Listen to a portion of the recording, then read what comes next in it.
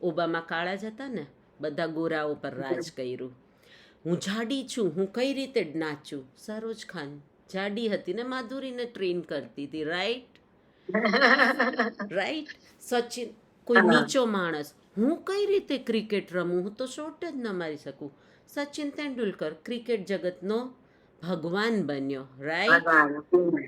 હું ઓર્ડિનરી ફેમિલીથી છું, છોકરાઓ ઘણા કહે છે તો હું આગળ કઈ રીતે આવું? અબ્દુલ કલામ, એના ચહેરામાં છે કાંઈ?